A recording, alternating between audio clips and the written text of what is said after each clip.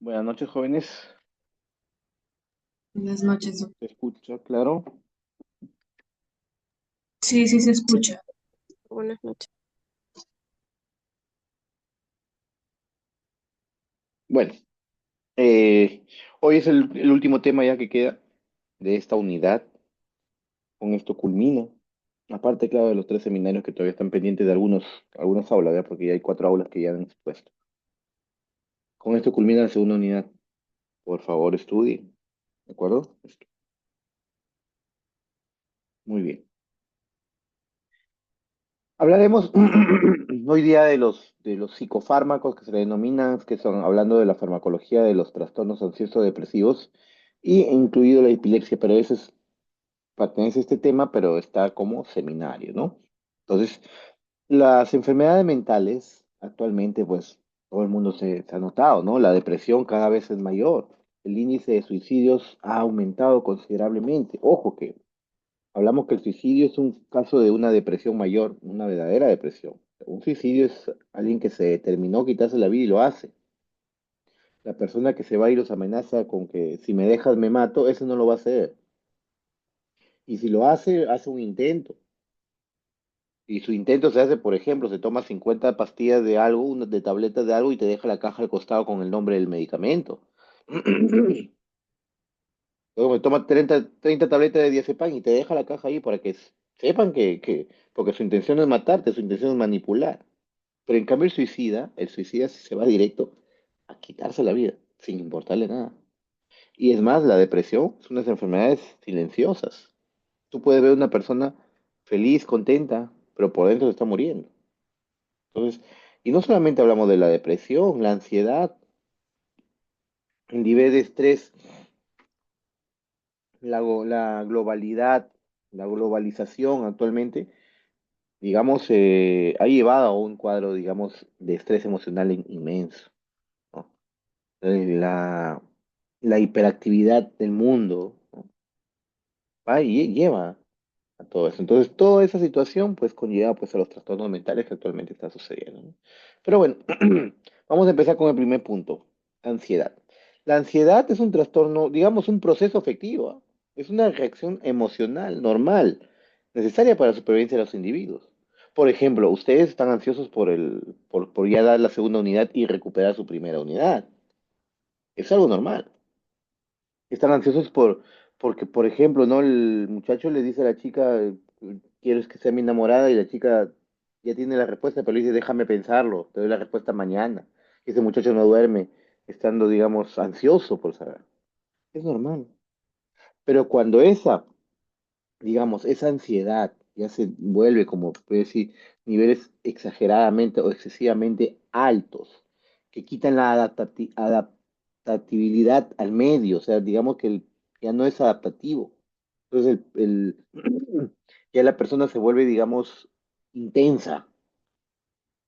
Entonces, eso ya es patológico. Las fobias, por ejemplo, son trastornos de ansiedad. Son trastornos de ansiedad.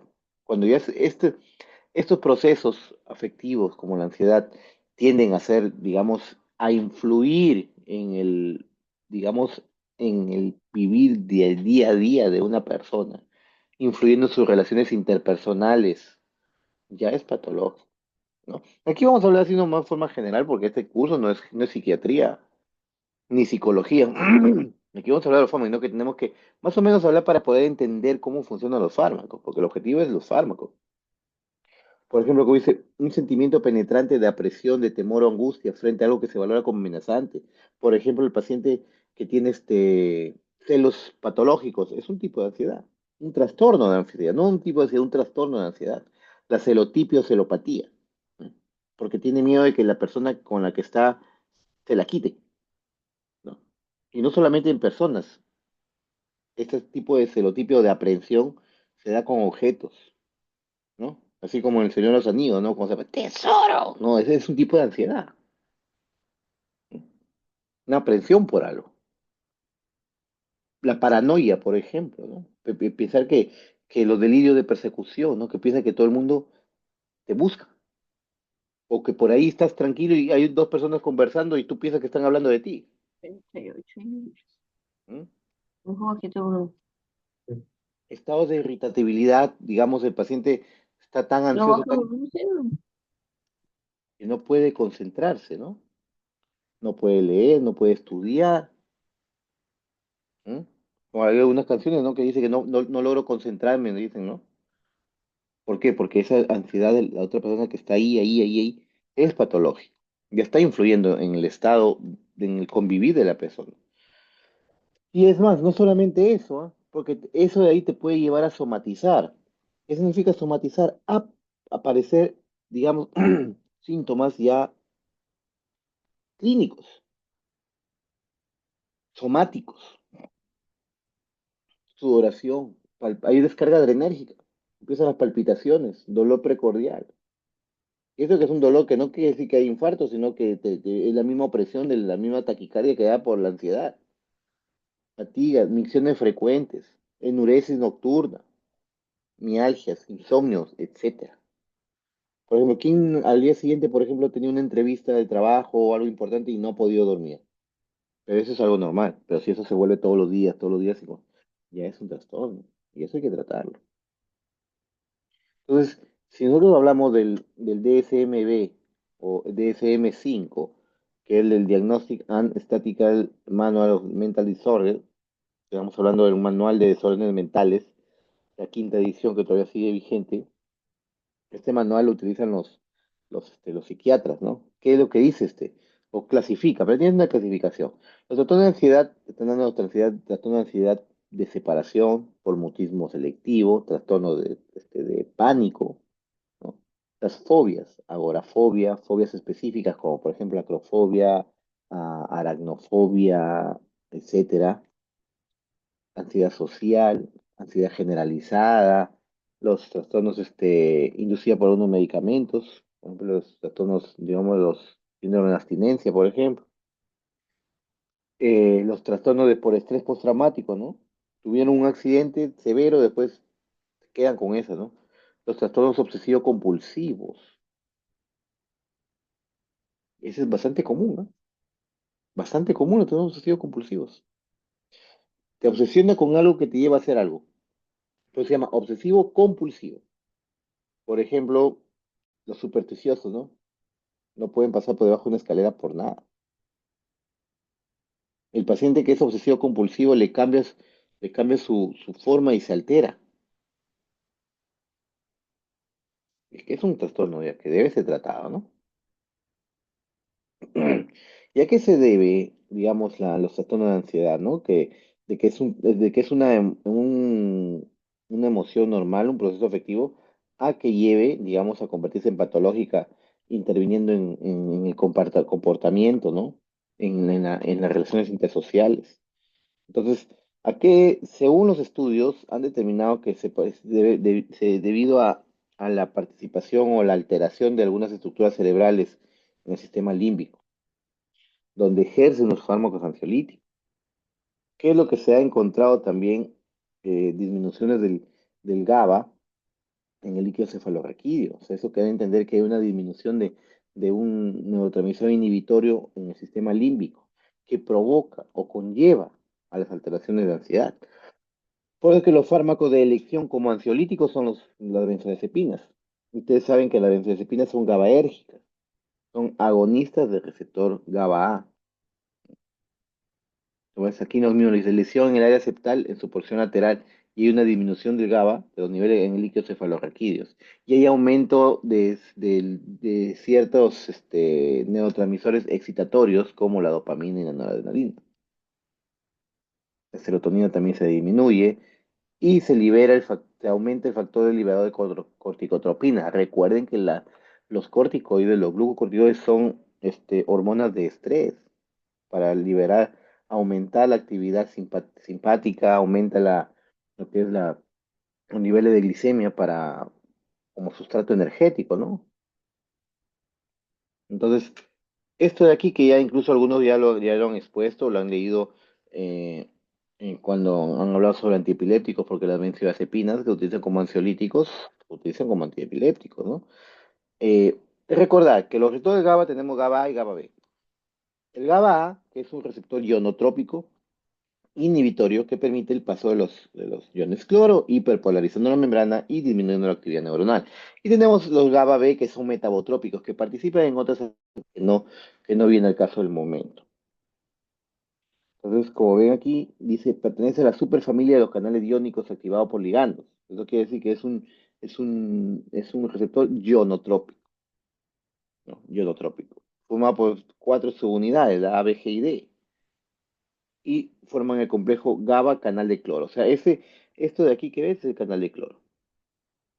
Y este de aquí es el receptor GABA que tiene su sitio específico donde se une el GABA. Y esto cuenta con otros lugares distintos donde se unen las benzodiazepinas y se unen los barbitúricos. Por eso es que estos fármacos, como las benzodiazepinas y los barbitúricos, son agonistas alostéricos. Entonces, ¿por qué agonistas alostéricos? Porque van a activar el receptor, digamos, digamos uniéndose en sitios diferentes donde se une el neurotransmisor. O sea, en el receptor GABA, ese mismo receptor tiene su sitio donde se une el neurotransmisor del GABA. Y las benzodiazepinas y los barbitúricos, cada tiene su sitio diferente donde unirse. Recordar que estos fármacos, tanto los barbitúricos como los benzodiazepinas, sobre todo las benzodiazepinas, no actúan si es que no hay GABA, o sea, si es que no hay el neurotransmisor. ¿Por qué? Porque estos fármacos no activan directamente el receptor GABA. Se une el receptor GABA y no lo abre solo, no abre el canal de cloro. ¿Qué es lo que hacen estos fármacos? Aumentan la sensibilidad a su propio neurotransmisor. ¿Qué quiere decir eso? Cuando se une la benzodiazepina en el receptor GABA en un sitio diferente, ¿qué es lo que provoca? Que cuando se llegue el neurotransmisor, o sea, el mismo GABA, este capte más, se vuelva más activo frente al GABA. Les doy un ejemplo. Supongamos que el receptor GABA es activado por su neurotransmisor GABA. Entonces, una vez que viene el GABA, el neurotransmisor GABA, este, este receptor se abre y permite la entrada de cuatro iones cloro. Supongamos, no es un ejemplo. Cuatro iones cloro. Pero vengo y le administro benzodiazepinas. Midazolam, por ejemplo. La benzodiazepina se une al receptor GABA y ya, una vez que viene el GABA, ya no permite la entrada de cuatro iones cloro, sino permite 10 iones cloro. Entonces, me dejo entender. O sea, ¿qué es lo que hacen estos?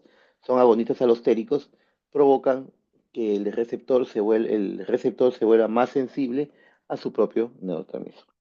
Tenemos acá, los fármacos ansiolíticos están formados en tres grupos: las benzodiazepinas, los antidepresivos con acciones ansiolíticas y los beta bloqueadores. Mira, vuelven a aparecer acá beta bloqueadores, ¿ah? Ya lo han estudiado en la primera unidad. Por eso le vuelvo a decir, la farmacología, la primera unidad es fundamental para entender todo. Mecanismo de acción, ya le dije, se une a los receptores GABA, GABA-A, aumentando la afinidad por el GABA. O sea, como le vuelvo a decir, aumenta la afinidad por el GABA. No activa al GABA, al receptor directamente. O sea, se une al receptor GABA y aumenta su afinidad, lo vuelve más sensible. Efectos farmacológicos. Son ansiolíticos, sedación o sedominóticos que le llaman, ¿no? O sea, para sedar o producir hipnosis. Anticonvulsivante. Estos son los tres principales efectos farmacológicos de estos. También tienen cierto que son los relajantes musculares. Por eso es que estos fármacos hay que tener mucha precaución cuando se los administra a pacientes con miastenia gravis. Entonces tenemos como ven aquí, ansiolíticos, sedantes, hipnóticos y anticonvulsivantes. Son las tres principales, digamos, efectos farmacológicos y cierta actividad relajante muscular. Bueno, precauciones. Puede provocar depresión respiratoria, sobre todo si se administra en volumen rápido. Evitar utilizar en enfermedad neuromuscular. Por ejemplo, la miastenia gravis no se debe administrar porque te puede producir parálisis respiratoria. Insuficiencia pulmonar aguda tampoco. ¿Por qué? Porque puede deprimir mayor la ventilación y empezar el paciente a retener CO2 en grandes cantidades. No, en caso de depresión no debe utilizarse solo, debe utilizarse junto con otros fármacos para que pueda tener actividad. Mayormente las benzodiazepinas se usan como ansiolíticos. Efectos adversos, acá el término es efectos adversos, me equivoco, es efectos adversos. Somnolencia, aturdimiento, por lo mismo que es inhibitorio, pues te vas a dormir. Eso es uno de los que van puntos en contra sobre la benzodiazepina. Es que pueden provocar dependencia. Pueden provocar dependencia. Entonces esa dependencia provoca tolerancia, o sea, cada vez va a necesitar más dosis y no puede dejarlo, ¿no? Amnesia. Es punto importante la benzodiazepinas. Tipo de amnesia que produce es amnesia anterógrada. ¿Qué quiere decir? Que te administran y te acuerdas hasta ahí y para adelante ya te olvidaste. Muy diferencia de la amnesia retrógrada, ¿no? Que tuviste un accidente y cuando te despiertas no te acuerdas de nada. Ni quién es tu esposo, tu esposa, tu hijo, tu hija, tu mamá, tu papá, no recuerdan. Es amnesia retrógrada porque se olvida todo lo que pasó. En cambio, estos fármacos te producen anestesia anterógrada. O sea, te administro ahorita, luego no te acuerdas. Y cuando despiertas, te dices, ¿qué pasó? ¿Qué pasó? ¿No? Eso es lo que usan las peperas, por ejemplo. Que va alguien, conoce a alguien, están conversando y les ponen midazolam en la cerveza, en el trago. Trata, la persona toma sin saber, cuando de un momento a otro se queda planchado, dormido, ya, o los asaltan y los dejan tirados en un lugar. Y si tú le preguntas, ¿qué te acuerdas? Lo único que te dice es, me acuerdo hasta que tomé cierta copa y de ella no. O sea, es anterógrada. Anterógrada porque es una amnesia hacia adelante, ¿no? Metabolismo y media vea. El metabolismo es hepático. No se olviden, las benzodiazepinas tienen su metabolismo hepático. Y el tiempo de vida media es variable. Hay tiempo de vida media corta, hay fármacos con tiempo de vida media intermedia y hay fármacos con tiempo de vida media prolongada. ¿Ya? Por ejemplo, de acción corta tenemos al midazolam, de acción intermedia tenemos al alprazolam y de acción prolongada tenemos al diazepam. Mira, tiempo de vida media incluso de 40 a 200 horas. No debe usarse con alcohol, porque puede provocar mayor depresión del sistema nervioso, inclusive parada respiratoria. En caso de una intoxicación por benzodiazepinas, el manejo es con un fármaco llamado flumazenil, ¿ya? Que se administra por vía endovenosa. Es, digamos, un antagonista de las benzodiazepinas. Miren aquí, tenemos el midazolam. Algunos autores, como ven aquí, consideran como ultracorta, pero otros lo engloban como corta. ¿Ya? El segundo punto lo vamos a tomar nosotros. Entonces, el midazolam, digamos, tiene acción corta. Tenemos al alprazolam de acción intermedia y el diazepam y clonazepam que son de acción prolongada. ¿De acuerdo? Ahí está el midazolam. Su tiempo de vida media es corto. Vamos al alprazolam, mayor acción, digamos, antidepresiva. Ojo que el midazolam en dosis altas puede utilizarse como anestésico. ¿Ya? No solo como hipnótico, sino como anestésico. El alprazolam se utiliza como ansiolítico. Y tenemos el diazepam, ansiolítico, relajante muscular, se usa como anticonvulsivo en las crisis. El diazepam se utiliza por vía venosa. Y tenemos por último el clonazepam, que es también como anticonvulsivante, sobre todo en los cuadros de manías, pero y una de las causas es que no se puede utilizar en una crisis. ¿Por qué? Porque el clonazepam solamente viene vía oral. Y tú lo administras por vía oral, el paciente se puede aspirar y morir. Una vez que el paciente está tomando por buen tiempo los benzodiazepinas y los retira bruscamente, aparece el síndrome de abstinencia, ¿no? Ansiedad, irritabilidad, somatizan, empiezan a tener dolor, cuando realmente no hay nada afectado. Eso aparece entre las 2 a 4 semanas. Y el tratamiento debe durar también aproximadamente lo mismo para poder contrarrestar. Si no, pues es síndrome de abstinencia, porque retiras el fármaco y el paciente empieza con sus alteraciones mentales, ¿no?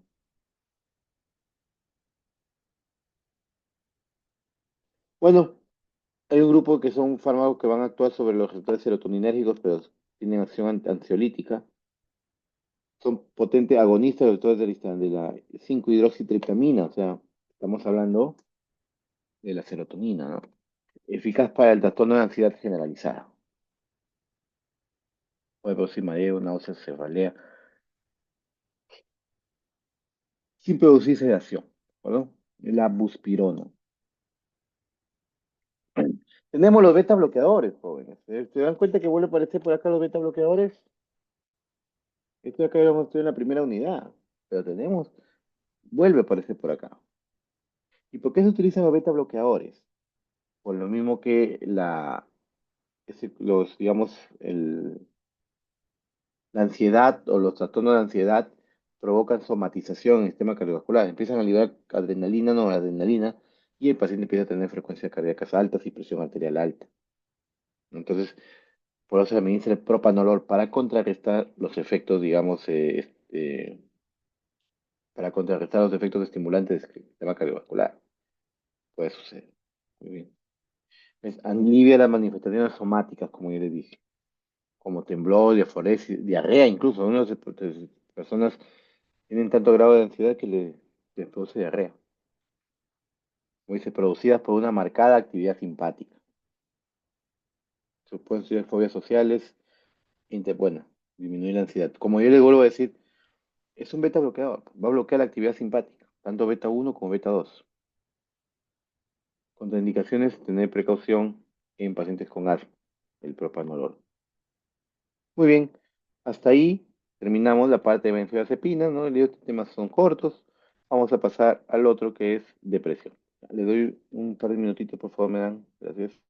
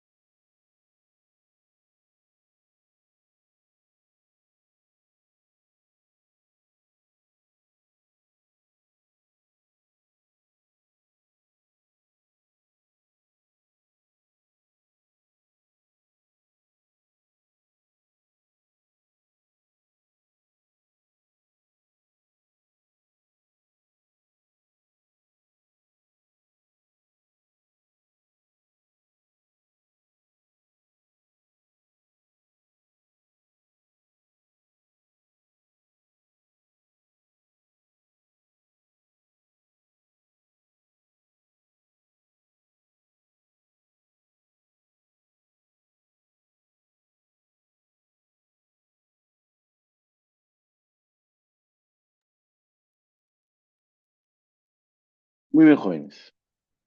Bueno, continuando, hablaremos de la depresión. La depresión es lo contrario, ¿no?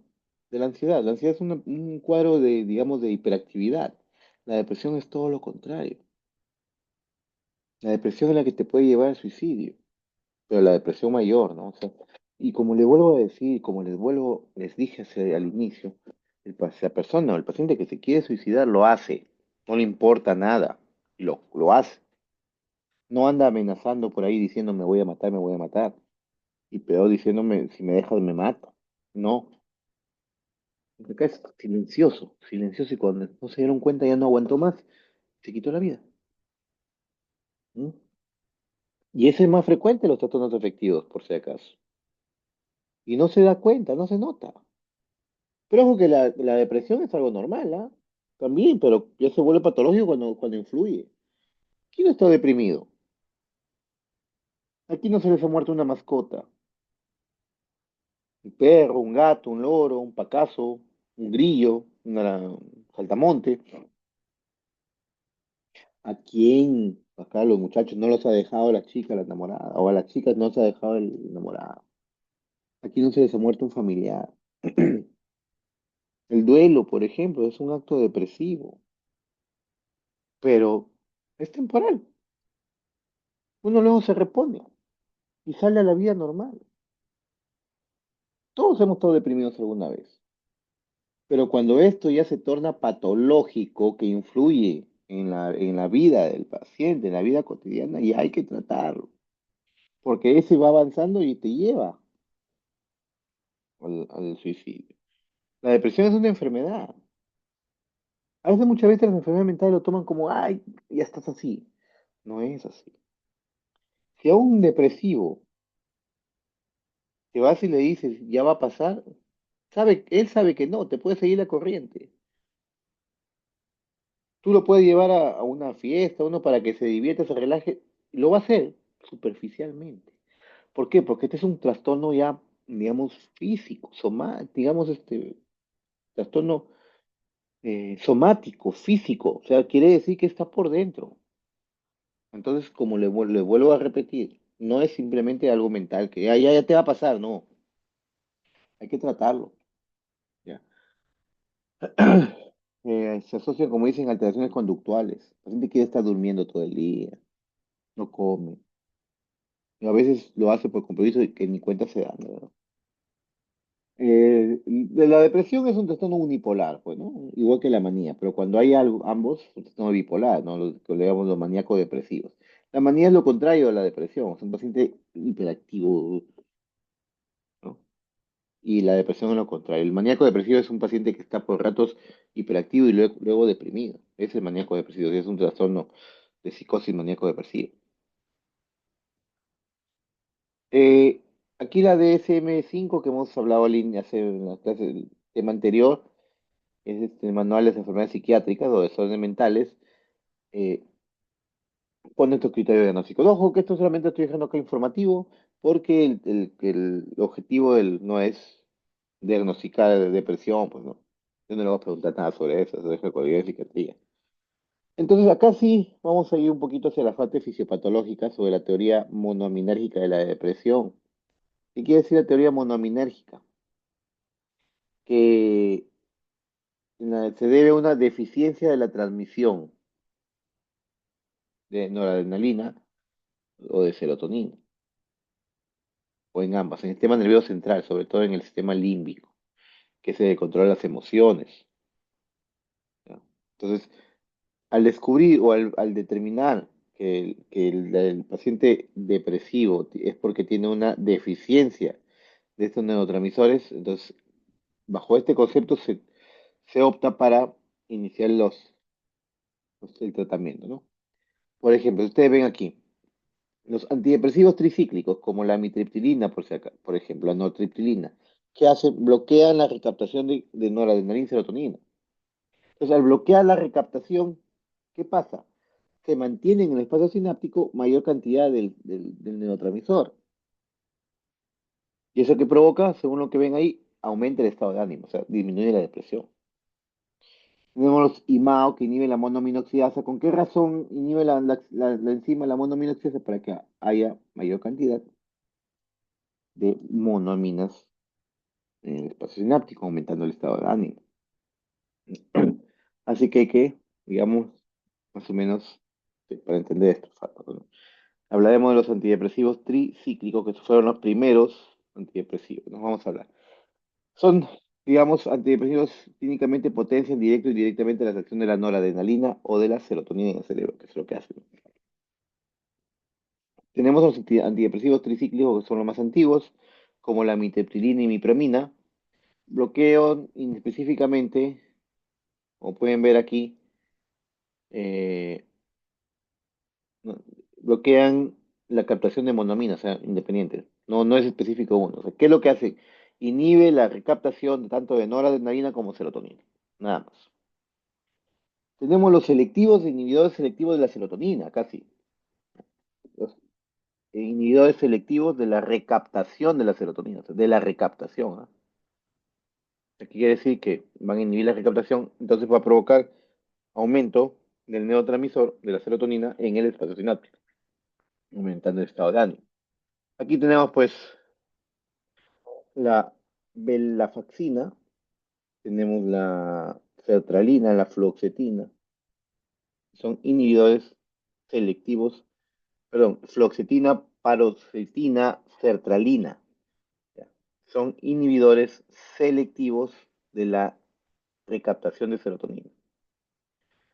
Tenemos acá inhibidores de la recaptación de serotonina y de noradrenalina, como la venlafaxina, que sí. Tenemos los IMAO con la fenilcina. Tenemos los IMAOs A, más específico, como la moclobemida. Y otros tipos de antidepresivos tricíclicos, como la mirtazapina, que actualmente se está utilizando más. Y aquí le voy a decir por qué. Entonces tenemos los antidepresivos tricíclicos. Aquí el fármaco más utilizado es la amitriptilina, que tiene acción prolongada y ciertos metabolitos activos, que hace, bloquea también receptores de la histamina, bloquea también receptores alfa, por eso es que puede provocar somnolencia, ortostatismo, porque pues, ustedes saben, ya les expliqué, está bloqueado, el receptores alfa 1 son de la respuesta inmediata a la presión arterial. Cuando un paciente está echado y se para de golpe, la presión tiene que llegar al cerebro. Y si están bloqueados estos receptores, no, y el paciente se puede desmayar. Tiene también efecto antimuscarínico, que puede provocar serostomía, visión borrosa, estreñimiento. Bloqueo muscarino con el riesgo de arritmias ventriculares también. Nunca debe usarse ni con alcohol, ni con AINES, ni con los inhibidores de la monoaminoxidasa. Se utiliza también para el manejo del dolor neuropático. Pacientes que tienen, digamos, un cuadro de dolor crónico del tipo neuropático, se utilizan los antidepresivos testigos como la amitriptilina. Y otro ejemplo, en el caso de neuralgia posherpética, en pacientes, por ejemplo, que les da el herpes zóster y aparece un dolor intenso, les administran carbamazepina.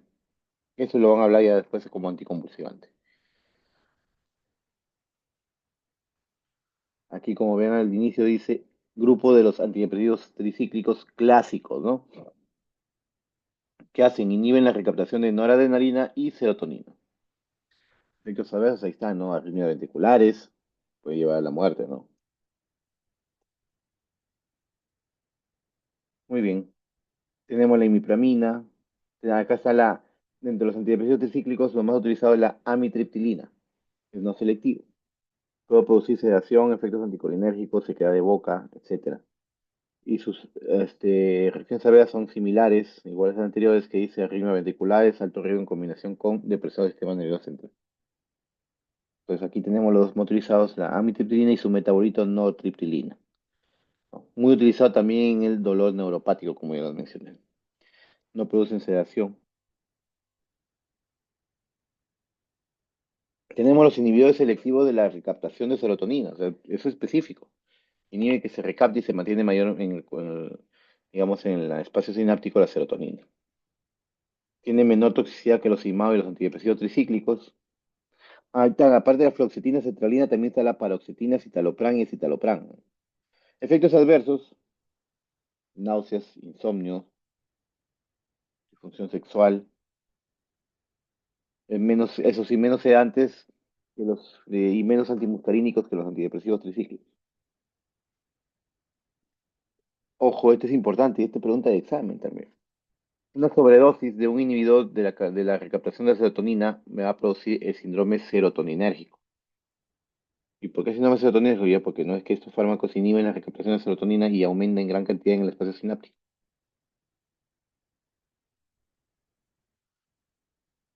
Efectos adversos, náuseas, diarreas, vómitos. En caso de sobredosis, es bajo el riesgo de sobredosis, índice terapéutico no es muy amplio, no es muy corto, perdón. Tenemos la fluoxetina, la paroxetina, citalopram y citalopram. Muy bien. Tenemos los IMAO, los inhibidores de la monoaminoxidasa, ¿ya? No selectivos como la fenencina y selectivos como la moclobemida. Efectos adversos como puede provocar ortostatismo, efectos antimuscarínicos, sobrepeso, hepatotoxicidad y neurotoxicidad. Puede producir lo que es la reacción al queso, que es una hipertensión grave tras la ingesta de tiramina. La tiramina se encuentra en el queso procesado, ¿no? Interacciones con otras aminas, antidepresivos tricíclicos, que pueden ser mortales según lo que dice acá, ¿no? Aquí está, ¿no? La fenelcina. Inhibe la MAO-A y MAO-B, son los primeros que tienen larga duración. Una de las reacciones adversas principales, como ven aquí,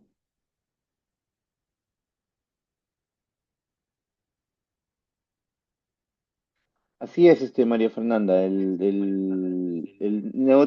tramadol inhibe la recaptación de estos fármacos, pero no a nivel del sistema límbico que controla las emociones. Por eso es que no podemos hablar como un antidepresivo, el tramadol. Es uno de sus efectos que produce, digamos, actúan a nivel central, a nivel de la médula espinal, pero no en son las zonas sensoriales, o bueno, en la zona del cerebro donde están las emociones, que es donde actúan estos fármacos. Esa es la diferencia. La reacción al queso, ¿qué significa? ¿Por qué? Porque el queso contiene, digamos, tiramina, que produce al combinarse con estos fármacos, me va a producir efectos, digamos, muy profundos desde el punto de vista anticolinérgico. Hay que tener precaución en estos fármacos de la MAO. ¿Por qué? Porque tienden a inhibir la enzima que metaboliza estos fármacos, a las catecolaminas. Puede empezar a aumentar y hacer un efecto, digamos, a nivel cardiovascular, ¿no?